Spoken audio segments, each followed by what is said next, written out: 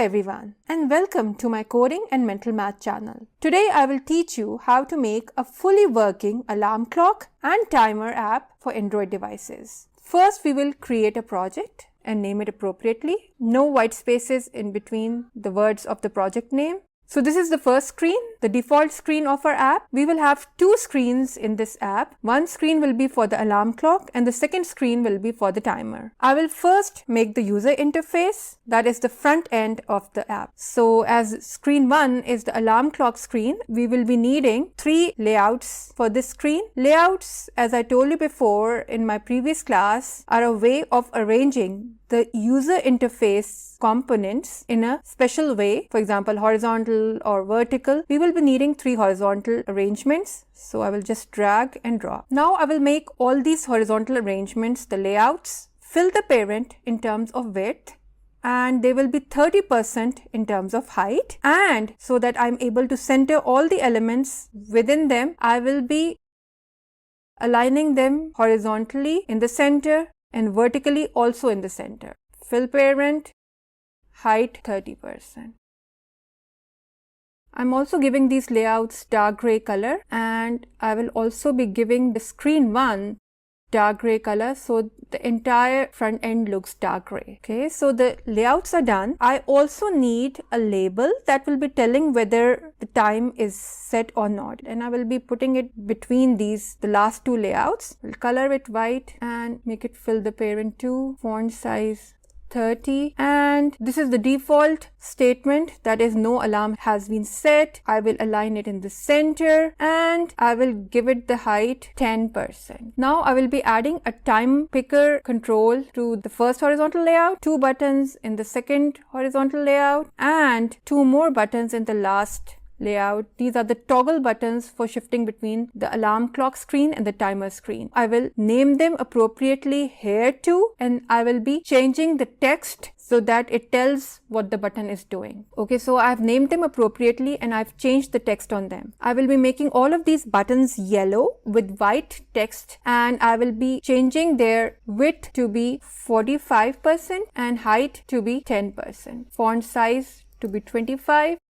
The text color on top will be white and the shape will be rounded. The front end looks quite nice. Now I will be adding some hidden controls to it. So if I go to sensors, I have a clock here. I will be using this clock sensor for making this alarm clock, and I also need from media a player. We want to play a longer tune when the alarm goes off. We need the player component and not the sound component. Now we need to upload a music file to associate it with the player.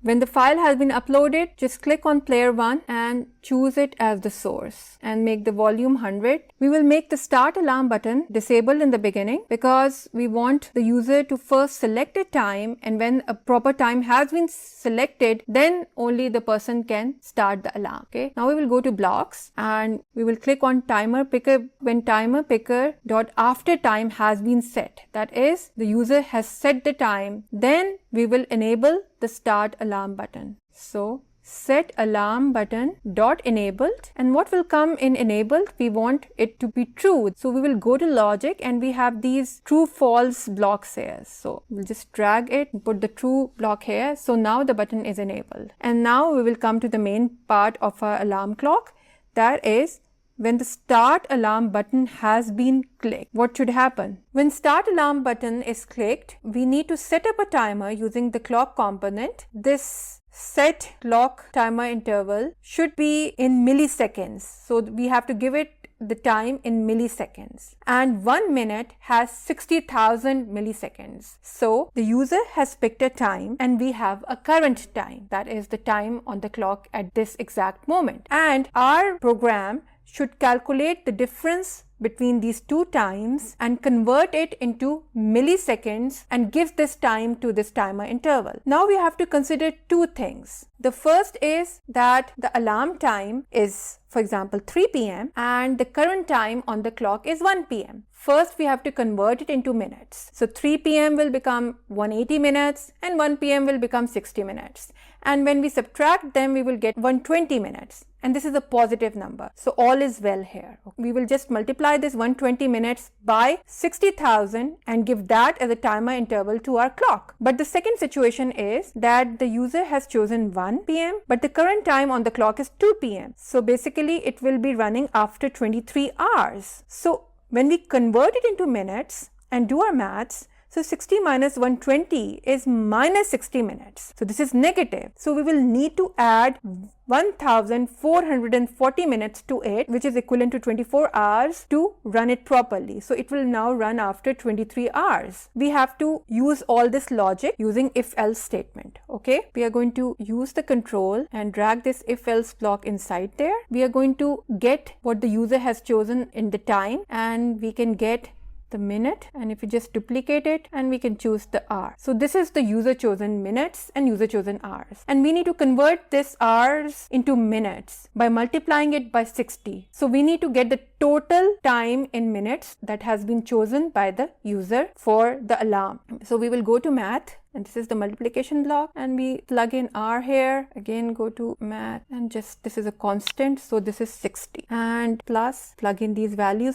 So these are the total minutes chosen by the user using the time picker. Now we need to find out the current time. So if we go to clock, we can find out the current time. As you can see that this will give us the minutes. If we plug in that, get it from the clock right now. So this is call clock now. So this will give us the number of minutes, and we need the hours too, and we need to put the same thing here too, that call the time now. So this is the current time in minutes, and this is the user picked time in minutes. So we need to compare them. So we'll just drag this thing here, and this we can choose greater than, and for the first value we plug in the user chosen time in minutes. This is the current time in minutes, and we just check if it is greater or not. Now if this time is greater, so this is our situation that we just subtracted the current time from the user chosen time and multiply it by what? 60,000 to convert it into milliseconds. So just going to plug this one here, and what should we give it to this timer interval? Same thing, but we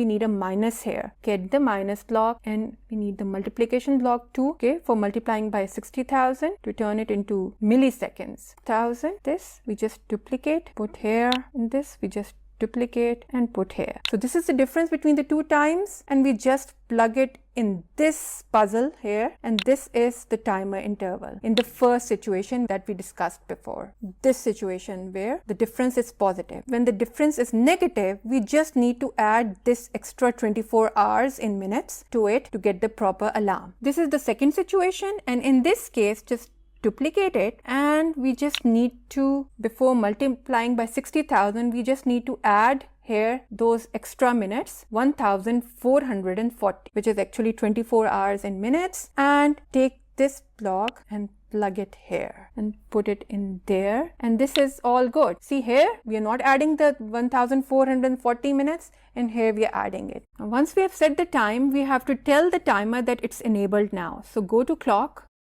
We have to set it to true by using this logic block. And the next thing is, we had this alarm clock time text that told the time which has been set for the alarm. So we have to set that, because now we have the time for the alarm clock. So just go here, alarm clock text, and set alarm clock text. Now it will be a combination of hours and minutes. Okay, so what we can do is we can use join from text. Here we can join two strings. We can click on this cogwheel. We can add another string here because we need a colon. Remember, there's a colon between the hours and the minutes.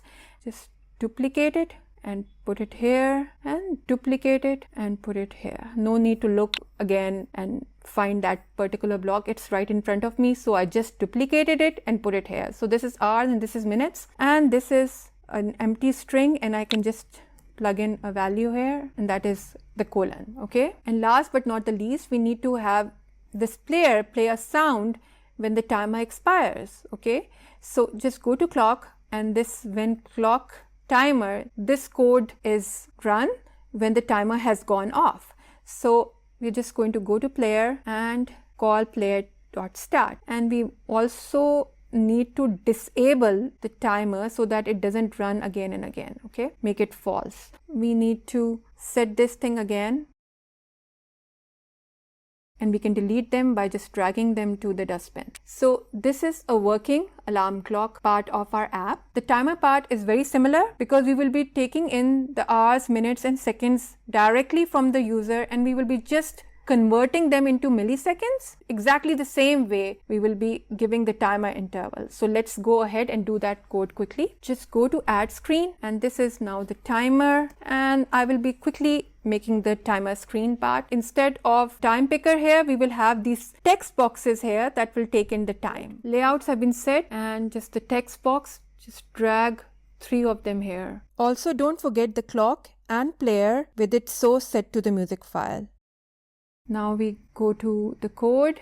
We are going to start this when the timer button is clicked. We are going to set the timer. Before we set the timer interval, I would recommend that you put in some value inside these text boxes. Otherwise, they will be in error. So I will just plug in zeros in here.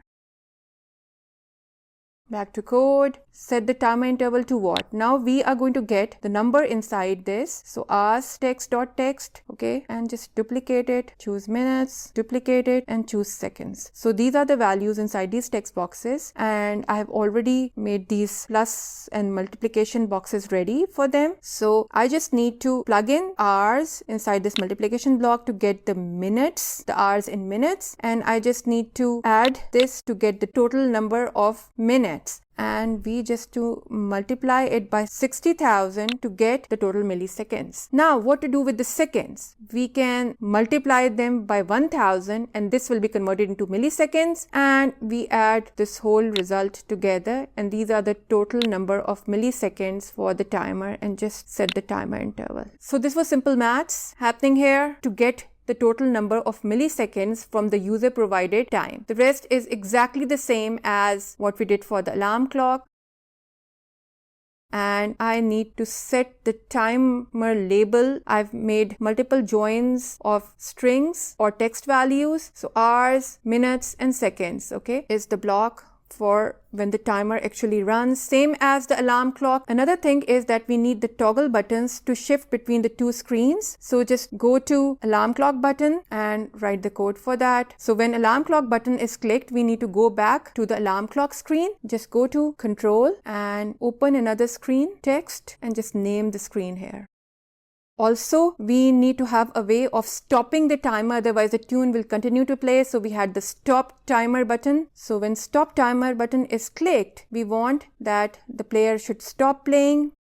Another thing that I noticed when I ran this app for the first time was that the timer automatically fired when the screen was loaded for the first time. So to take care of that problem, do it for both the screens. Go to the screen and this something called when timer.initialized. Now timer is the name of our screen. So when the screen is initialized, just call player stop and just disable the timer. Okay. And now we have to do the same thing for the alarm clock screen. I've already done it, that when screen is initialized, stop the timer and stop the music. This is for stopping the alarm. Just call player.stop.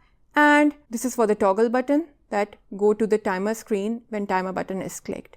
And now our code is complete. During my app development, I can continuously test my app by connecting it through the AI companion to my iPhone or my Android device. But to generate an APK file that you can share with your friends and family, you need to go to build and click on app. The QR code will be generated. You just need to share that with your friends, and they just need to point their mobiles, cameras towards that QR code, and that app will be downloaded on their devices and they can look at your amazing creation. So I hope you like this video, and do share it with your friends and family. All my classes, mental math, coding, and this app development are 100% free. And if you haven't subscribed to my channel, kindly do so. In my next class, I will teach you another exciting app that you can make in MIT App Inventor. This is the barcode. You can just copy it and send it to your friends. Remember that this is an Android app and not an iPhone app. Okay, you can test it on iPhones while you're creating it, but in the end, it is an Android app. I've already uploaded a demo of this alarm clock timer app on my channel, so you can have a look at it. Thank you for watching my class. Goodbye.